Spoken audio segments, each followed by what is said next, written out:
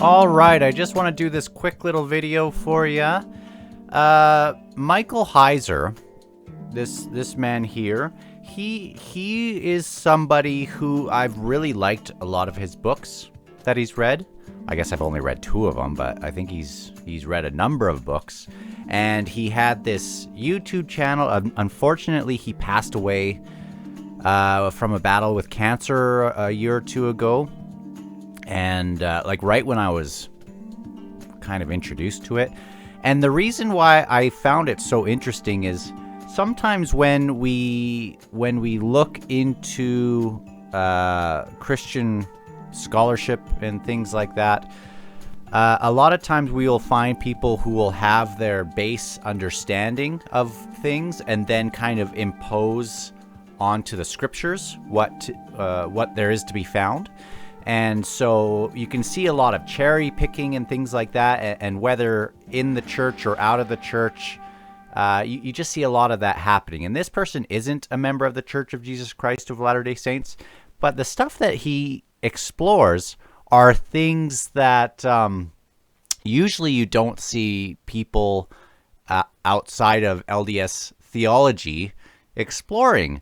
And now it's interesting when you see people that kind of start with a textual analysis and then they get closer to what we believe as Latter-day Saints. Like he goes into the divine council. He goes into the idea of Elohim. He goes into like one of his big books here is called The Unseen World. And so what he does, and this is the first one I read, and what he does is really talk about the fact that there's this tangible world here, and then there's the unseen world that is not just filled with God, but actually has all these different moving parts going on, good and evil. And it's just interesting to see that because you don't always see that sort of thing outside of LDS theology. Now, I'm not going to go into any of these videos here, but I do want to bring up a couple of the scriptures that he brings up in the Bible, just in case you would maybe find it interesting. Then you would know sort of the things that he's tackling. But a lot of the stuff is there are passages that either people don't know what to make of, or they wouldn't even touch with a 10-foot pole. So starting with, maybe I'll go through a dozen of these, and I'll just read them out and with a very quick thought. I don't want this to take long, but these are the things that he has looked into, and I've just found it so interesting. Starting with Genesis 1:26, and God said, "Let us make man in our image." So immediately he's actually, let me go back. So I have it up on the side here. And I think the thing that really sparked him wanting to go down this rabbit hole, I guess he would probably call it, was in Psalm 28, or Psalm 82, sorry. Sorry, I have it right here. Psalm 82, which states that gods were being condemned as corrupt in their administration of the nations of the earth. And when he read that, I think it gave him pause, like, what are we to make of that? The gods? Like, that's certainly odd. And he won't go always to the same conclusions that we will, but a lot of times it's pretty darn close. And when you consider all the people who feel like Joseph Smith just made everything up, and then you see people getting a textual analysis that is coming very close in a lot of cases, then it's just interesting. So this one, let us make man in our image, after our likeness, and let them have dominion over the fish in the sea, and over the fowl of the air, and over the cattle, and over all the earth, and over every creeping thing that creepeth upon the earth. It's so interesting to see him try to do an analysis, like who's talking here, and who's us, and what is this dominion that they are giving. He will go into, like, one of my favorite things that brought me to Michael Heiser is I've always been very obsessed with the Tower of Babel, which I'm surprised I haven't done a video on the Tower of Babel yet and just how significant it was. And it just seems like this weird thing where, it's like everyone has this one language and then suddenly there's lots of languages. Like, it's kind of weird. But at that moment, at the Tower of Babel, just a super Cole's Notes view, it's like they're all together for this one purpose. And I love seeing all the different traditions of the Tower of Babel. They're very interesting. But when he splits them apart, in a sense, it's giving all these different 70 nations, and the word the number 70 is significant, but giving these 70 nations to these other gods or principalities to have dominion over. And when they show this poor dominion, it's just, you can see through Exodus especially how they will have this poor dominion, and eventually God will raise up a kingdom unto himself, where they will, these other 70 will go towards these other gods, and then he will raise up one out of a man, Abraham. And then when we get to the New Testament, Jesus will send 70 disciples out to kind of go to all the different nations and bring people back into Israel. So it's super interesting. He goes into that, which is interesting because you don't see it in other. Let me move this maybe a little bit so hopefully I can still see the words. Let me just check. Maybe I'll move my. This is going to be difficult. Where should I move me? Okay, now move that there. There we go. There we go. That works. Kind of. Yeah. So, another thing that he goes to is Genesis 3:5. And God doth know that in the day ye eat thereof, then your eyes shall be opened, and ye shall be as gods. That's weird. Knowing good from evil. And this is not a different Bible. This is the same Bible, but people don't even want to touch these verses. Look at 22. And the Lord God said, Behold, the man is become as one of us. Who's us? To know good from evil. And now, lest he put forth his hand and take also of the tree of life and eat and live forever. There is an audiobook version of this that you can get. If you don't want to read it, it's certainly interesting audiobook as well. I got both so I could listen to it in the car a little bit. Let's start here actually not here. Let's go to 6.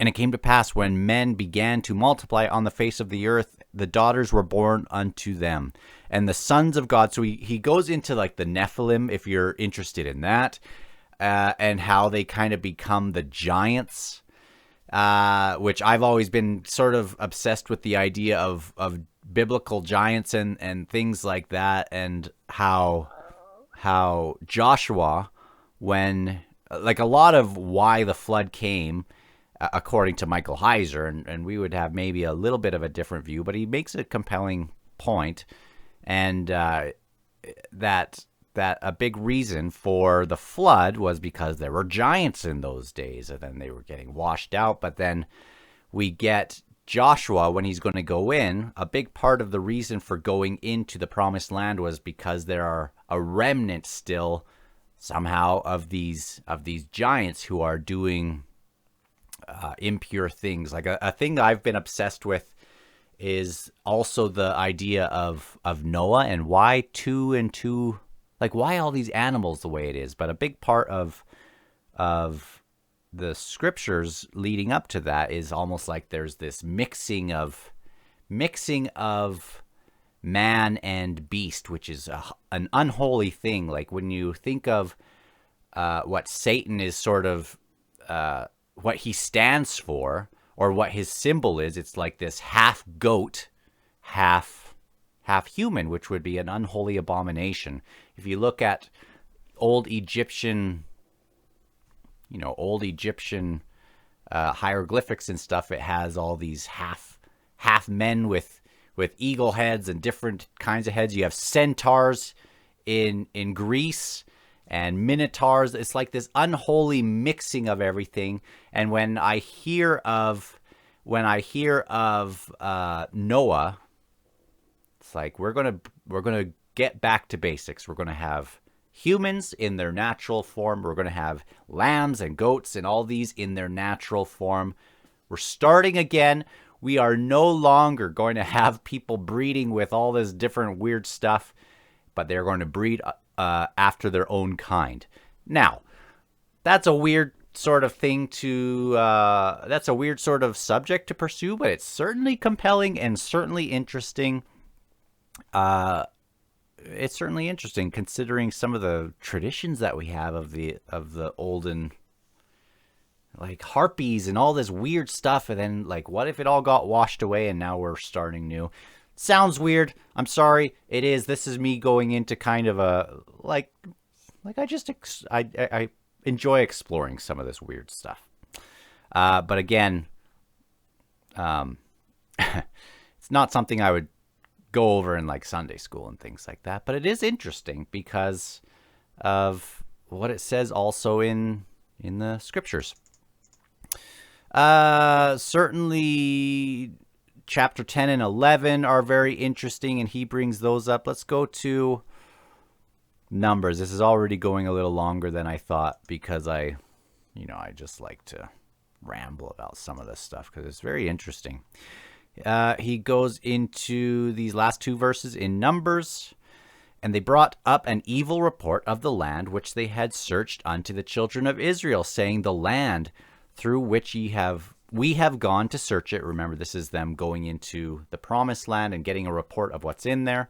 The land through which we have gone to search it, it is a land that eateth up the inhabitants thereof, and all the people that we saw in it are great men of stature.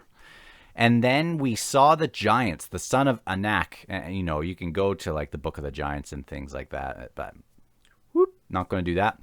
Which, I mean, I've read it, but I'm not going to. Maybe I'll do a video sometime. But which come of the giants, and we were in our own sight as grasshoppers, and so we were in their sight. And there's like a whole bunch of these other things that he touches, and how all of the sacrifices and things connected with these giants had to be removed. It's like there's the flood, and then somehow we kind of get more of these giants, and they have to be taken out. And think of David kind of continuing that mission against the giants. So very interesting. And we get some like prophecy and things of the giants returning in some way. And whether that, like, sometimes you will see giants as being giants in stature. Sometimes you will think of giants as like men of like warriors.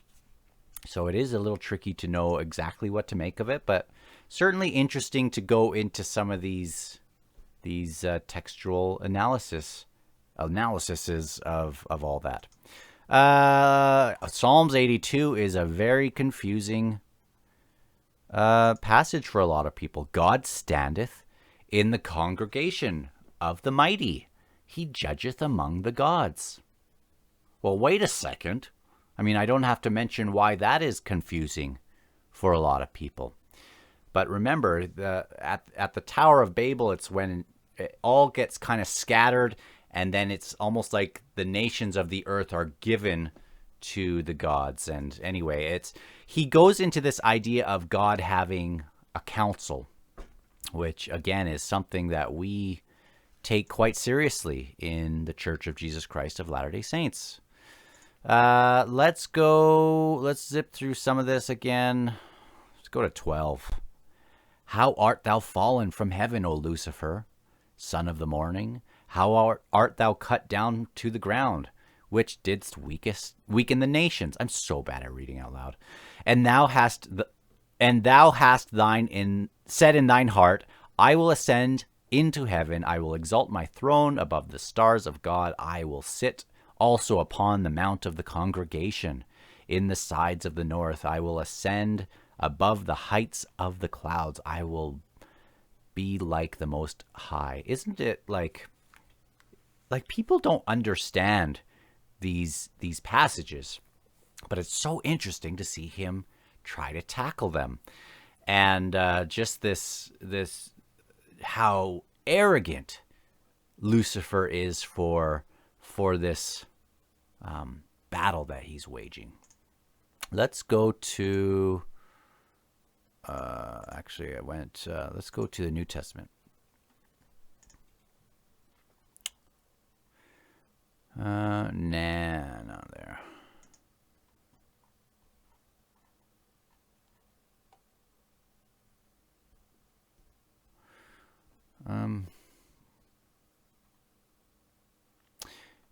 But he turned and said unto Peter, Get thee behind me, Satan.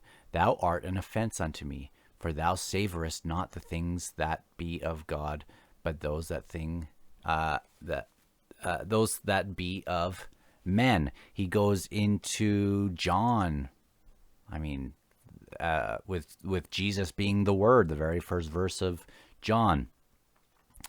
I mean, a lot of us already understand that, but in context of a bigger picture of what is happening in this unseen world, where it's not only God just sitting there, but it is these many moving parts of those who use their agency for good and for evil. Let's go to John 10. Jesus answered them, Is it not written in your law, I said, ye are gods? Can't see it. Is it not written in your law, I said, ye are gods? That's confusing for people. If he called them gods, unto them the word of God came, and the scriptures cannot be broken. It's not up to us just making stuff up. It's interesting because we'll see these things and people will study these things and be like, oh, this is an interesting passage in the scriptures. And then in a different video, they'll like mock the Latter-day Saints for some straw man that they don't really understand, not realizing that in their other videos, they're actually supporting what we believe. Romans 8, for I reckon that the sufferings of this present time are not worthy to be compared with the glory which shall be revealed in us. For the earnest expectation of the creature waiteth for the manifestation of the sons of God. For the creature was made subject to vanity, not willing, but by reason of him who hath subjected the same in hope. Because the creature itself also shall be delivered from the bondage of corruption into the glorious liberty of the children of God.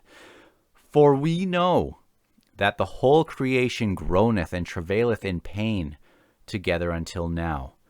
And not until they, but ourselves also, which have the first fruits of the Spirit, even we ourselves groan within ourselves, waiting for the adoption, to wit, the redemption of our body. For we are saved by hope, and hope that is not seen is not hope. For what a man seeth, why doth ye yet hope for? Interesting, right? I think he goes also, know ye not that ye shall judge angels?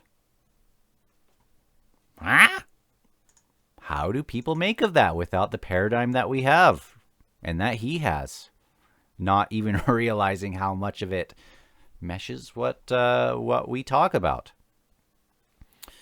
I'm in wrong. I went to 2 Corinthians. Where are we at? 18. Behold, Israel after the flesh are not. Behold, Israel after the flesh are not they which eat of the sacrifices partakers of the fruit? And say I then that the angel is anything, or that which is offered in sacrifice to idols is anything?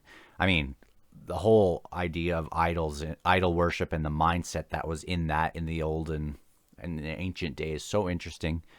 Move on. But I say that the things which the Gentiles sacrifice, they sacrifice to devils and not to God. And I would say that ye should have fellowship, that I would not that ye should have fellowship with devils. Ye shall drink the cup of the Lord and the cup of the devils. Ye cannot be partakers of the Lord's table and of the table of the devils. Do we provoke the Lord to jealousy? Are we stronger than he? That is something I would love to also do a video on, just in and of itself.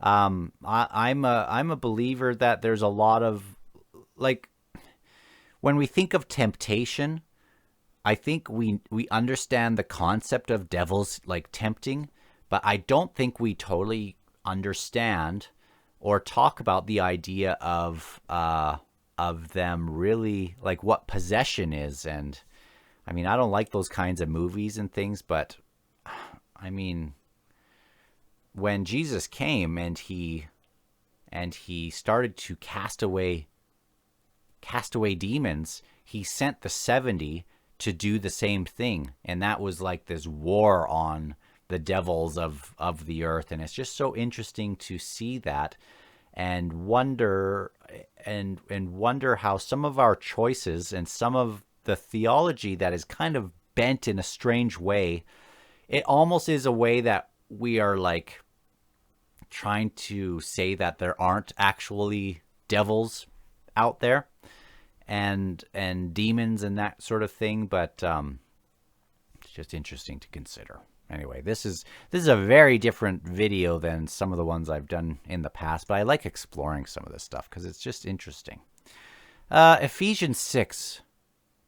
Finally, my brethren, be strong in the Lord and in the power of his might. Put on the whole armor of God, that ye may be able to stand against the wiles of the devil.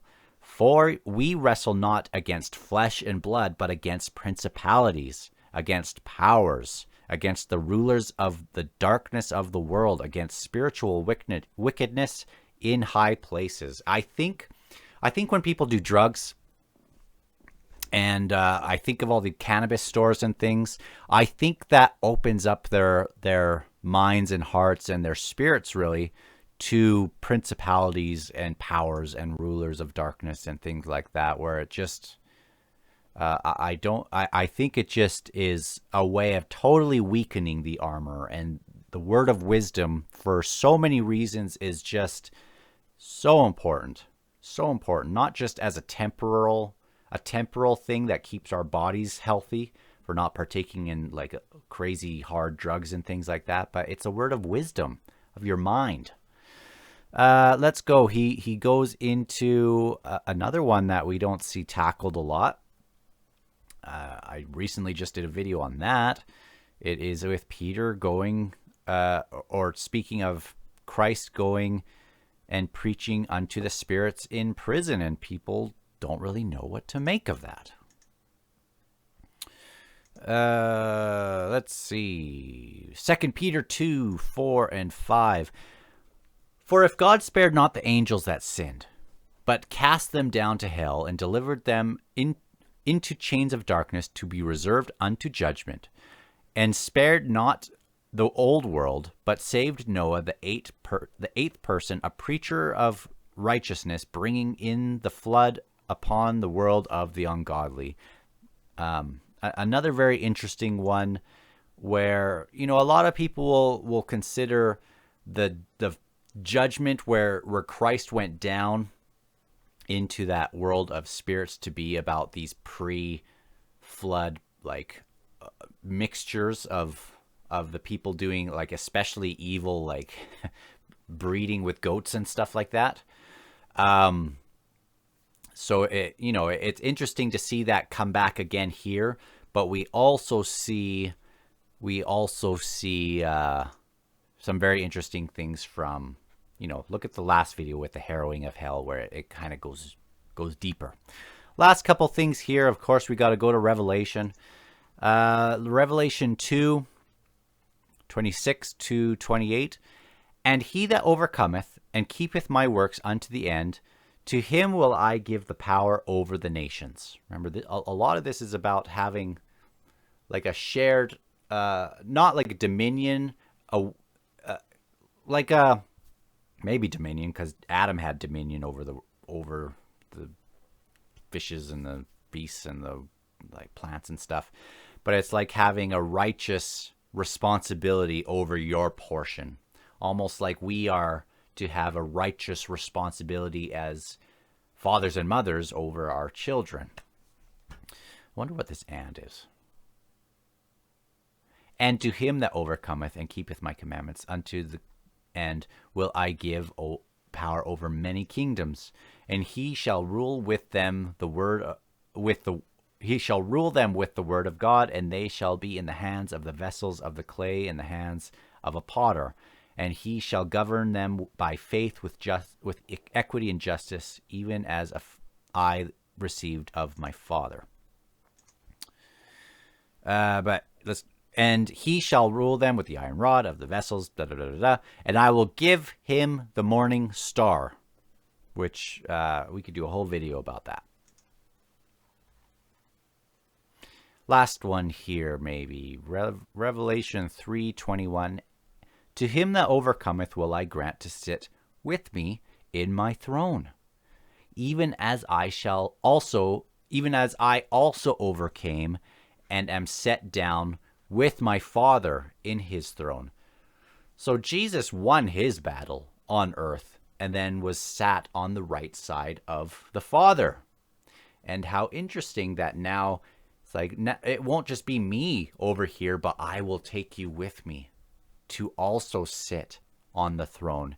And people don't always know what to make of that, because the paradigm is so different because of what is found in the later creeds of the 4th, 5th, 6th century and onward, where it just doesn't allow them to kind of find what is really here.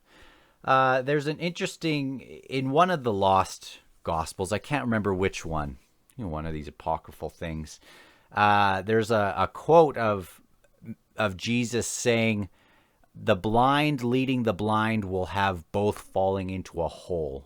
Something like that. And you just see some of that because of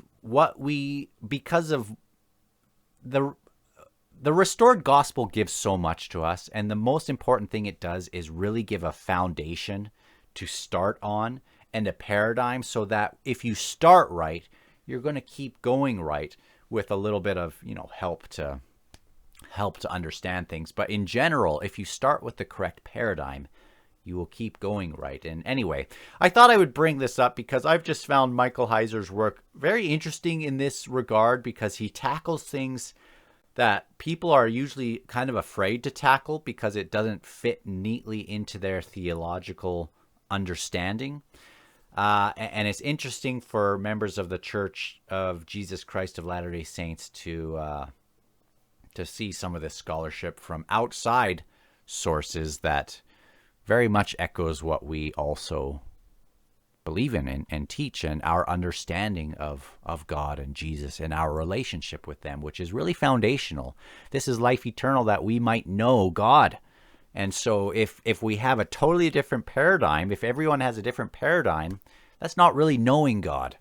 So I'm so grateful for the restoration. And if this was interesting, let me know.